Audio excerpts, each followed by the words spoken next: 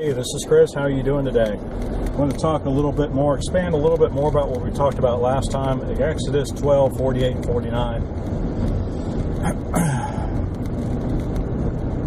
Last time I talked about, what it took to be an Israelite.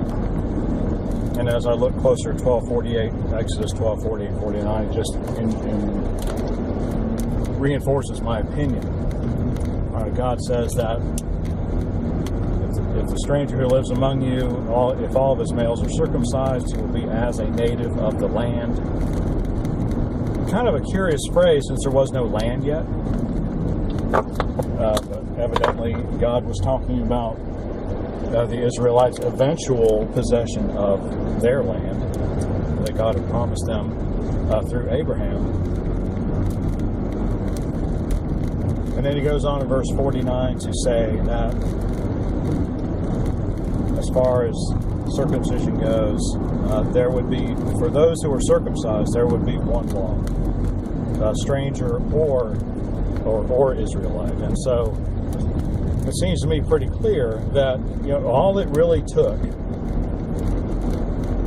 and it sounds more like a corporate thing rather than an individual thing. So I don't know,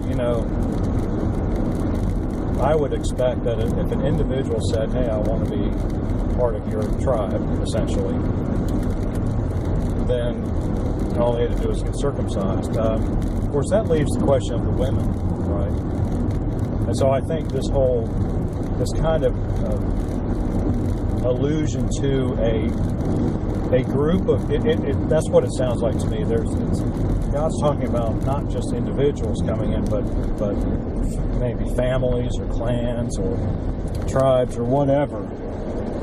All part of this multitude that had come out of Egypt with the Israelites. However you'd like to group that multitude, be it by race, ethnicity, familial relationships, whatever. If one or more men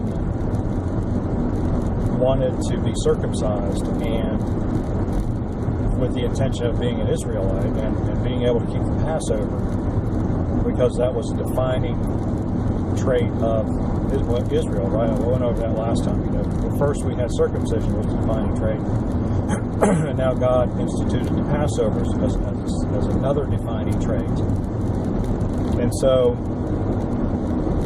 if one of those multitudes or multiples of those multitudes within those multitudes wanted to be as they were Jewish or Israelite, then part of Israel, then they just had to be circumcised. And so, to me, that sets a pretty high bar. And I hope you don't have to think about it very long to understand why I think that, and I don't want to get explicit, but that sounds rather painful to me. It sounds like something you would not enter into lightly. It would take a great deal of thought. One might even say that one would not do it without being moved by God to do it. Those are my thoughts on that aspect of it. And so, because I don't think any of the other people groups living in that time did that. And so this was a pretty unique thing, and I think that's why God chose it. It was, first of all, it's unique, and second of all, it took a little bit of thought. You had to. It's something you wanted. It's something you really wanted. It wasn't a decision to be entered into lightly. It's not like, oh yeah, you got to sign a piece of paper or something like we do today. Make a contract or something. So, but the other thing I wanted to mention in conjunction with this whole episode in Exodus 12, 48, 49 was, it really makes a lot more clear why the Party of Circumcision in Acts 15, and earlier too, and of course, and Paul mentions them in other places throughout his writings in the New Testament. What was their big deal? Well, you had to be circumcised first. And really, honestly, on the face of it, trying to understand where they were coming from. It's not an unreasonable thing to demand, I don't think. I mean, they were wrong, right? Because they didn't understand that circumcision was not of the flesh but of the heart now in the new covenant era. But I mean, I can understand where they were coming from. They thought wrongly, but that nevertheless they thought that Israel was still the nation of Israel, that is, not, the New Testament does make clear reference that we are the new Israel, the church is the new Israel, the spiritual Israel. But they were still stuck in their old thinking that the nation of Israel was the only one who could receive the blessing. And therefore, if you wanted to be saved, if you really wanted to be truly saved, I mean, they were willing to accept that Jesus was the Messiah, evidently, right? It appears to me that way. But they could not get out of that mindset that the nation of Israel was the church.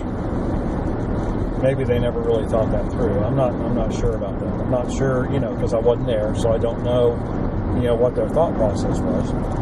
Nevertheless, the New Testament witness is clear that they were wrong in their assumptions and in their demands. And so the Council of Jerusalem, led by James and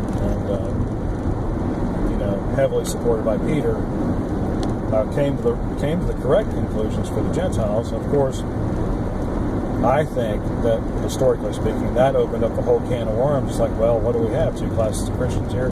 But I don't really want to get into all that. In other words, what I mean, two classes of Christians: those who needed to be circumcised, otherwise known as the Jews, the Jewish Christians, and the ones that didn't, otherwise known as the Gentile Christians. And so I think that set up some kind of conflict that is never really talked about in the New Testament. So I am just, making suppositions. But I think it's a reasonable one, and it might help explain why, eventually there were so few. Well, might help explain why ultimately, the Jewish influence of the church disappeared, and it was replaced by the Gentiles who embraced, this idea that, it was just by faith alone that one was a Christian. So anyway, just thought I'd throw that out there, kind of an addendum to the last video,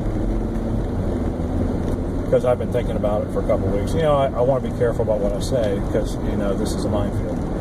This whole covenant thing is an incredible minefield, and I want to be clear about what I say. I don't want to be misunderstood. So, anyway, those are my thoughts. If you have any questions or comments, please do so in the section provided below. Like and subscribe if you'd like to. I appreciate it when you do. And next time we will actually start to go into the Old Covenant, according to the definition, the four-part definition we've come up with previously as to what a covenant is. And we'll talk about, where the law is found, where are the various parts of it, where are the various, what are the implications of it. It's not quite as straightforward as you might want to think, but it's pretty much, it's in the first 5 books of the Bible, so, you just have to, you remember that, you'll be okay.